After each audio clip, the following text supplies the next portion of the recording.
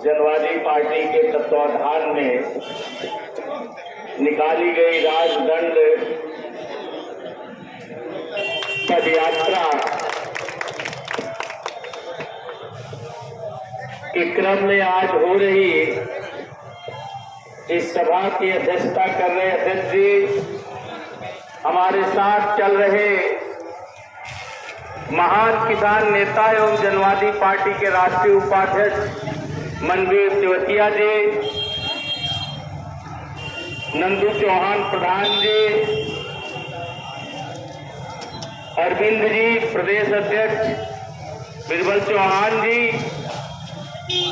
बनारस के मंडल अध्यक्ष शरद कुमार जी, प्रदेश सचिव चंदौली से त्रिभुवन चौहान जी, जिला अध्यक्ष बलिया ओम प्रकाश चौहान जी, साधु बाबा जी, आज इस कार्यक्रम के आयोजक श्री मनोज चौहान जी, सामने बैठे हमारे सभी पिता तुल्य बुजुर्ग नौजवान साथी, आप सब लोगों को हृदय से मेरा प्रणाम।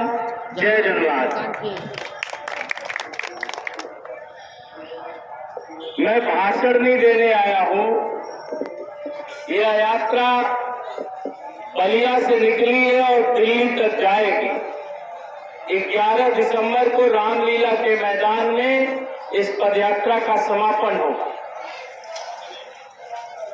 हम आपसे जानना चाहते हैं और मोदी जी से भी अब पूछना चाहते हैं,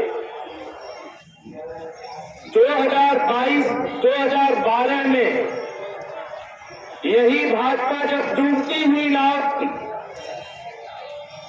तब भाजपा के राष्ट्रीय अध्यक्ष ने मुझसे कहा कि संजय चौहान जी आइए, उत्तर प्रदेश में हम आपसे गठबंधन करके चुनाव लड़ते हैं, क्योंकि भाजपा के पास कोई पिछड़े वर्ग का नेता नहीं था, कोई बिरादरी का नेता नहीं था। भाजपा को लगा कि संजय चौहान अपने समाज के पिछड़े समाज के बड़े नेता है, अगर 2012 में हमसे गठबंधन कर लेंगे तो बहुत सारी सीटों पर भाजपा की जमानत जब्त होती है, पूर्वांचल में कम से कम भाजपा की जमानत बच जाएगी। तो भाजपा जब डूबती हुई नाव थी तो अपने नाव को किनारे लगाने के लिए जनवादी पार्टी और डॉक्टर संजय चौहान का सहारा लिया। और यही भाजपा जब 2014 में मोदी का युग आया,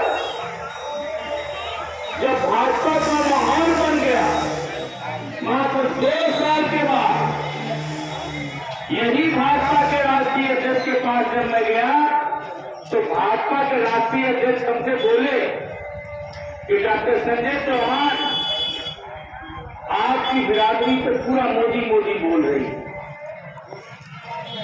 आप बिना मतलब का अपनी दफ्तरी अलग बजा रहे हैं, आप हमारे साथ गठबंधन में नहीं है, हम आपको गठबंधन में नहीं लेंगे, तब भी आपके बिरादरी का वोट हमको मिलेगा। अच्छा है कि आप भी अपनी दफली छोड़ करके हमारे साथ आ जाओ। तो मैंने भाजपा के राष्ट्रीय अध्यक्ष को बोला कि मैं तो अपनी ही दफली बजाऊंगा और बजा करके चौहान समाज को तब तक समझाऊंगा जब तक यह समाज राजनीतिक रूप से आजाद नहीं हो जाएगा। मेरा भले तुम्हारा समाज, मेरा भले मेरा समाज तुम्हें पूरा वोट दे दे, लेकिन मैं संघर्ष करता रहूंगा और इस समाज को इकट्ठा करके अपने झंडे और डंडे के नीचे अपनी ताकत बनाने के लिए इसको बताता रहूंगा। तो मैं पूछना चाहता, ठीक है मेरा समाज भाजपा के साथ चला गया, लेकिन मैं दिल्ली जा रहा हूं आपका यह प्रश्न लेकर के कि मेरा पूरा समाज भाजपा को वोट दिया, लेकिन 2014 के लोकसभा के चुनाव में भाजपा के लोगों, तुमने एक भी चौहान को लोकसभा का टिकट क्यों नहीं दिया?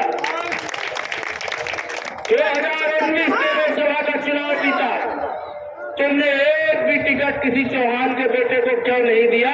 सारा चौहान तुम्हें वोट दिया। क्या चौहान सिर्फ वोटर बनकर के रहेगा? अपना वोट अपने हक और हिस्से के लिए नहीं करेगा? यही 2022 का चुनाव बीता है।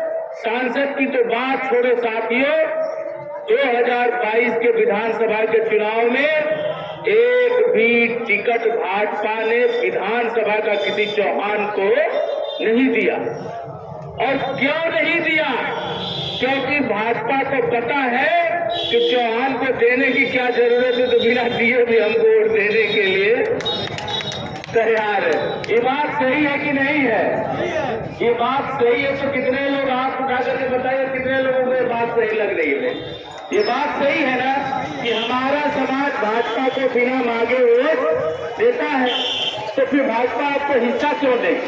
नमस्कार। एक प्रश्न आपका मैं और गए थे कार्यक्रम में 2019 में मैं चंदौली में चुनाव लड़ा, जो दिल्ली हम गए थे 5,11,000 वोट पाया था और मैं 2300 वोट से चुनाव जीत गया था।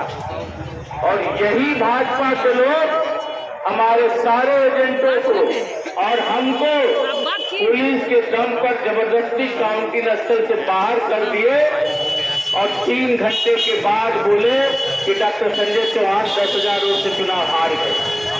क्योंकि बीजेपी को पता था कि डॉक्टर संजय चौहान चुनाव जीत जाएंगे तो इनके पास इतनी साधन व्यवस्था ताकत बन जाएगी कि जो चौहान आज हमको बिना मांगे वोट देता है वो सब चौहान अपना पार्टी का झंडा उठा लेगा, तो भाजपा के पीछे कौन चलेगा? तो मैं आपको जानना चाहता हूं साथ कि सब लोग अपना अपना वोट अपने को राजा बनने के लिए देते।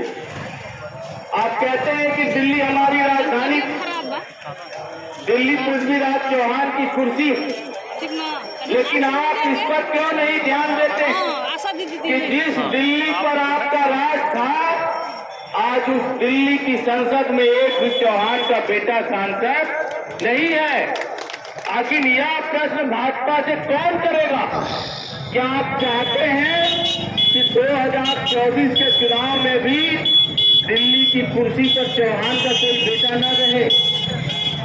कितने लोग चाहते हैं कि आने वाले 2024 के चुनाव में आपके समाज के बेटा भी दिल्ली की संसद में बैठे? कितने लोग चाहते हैं?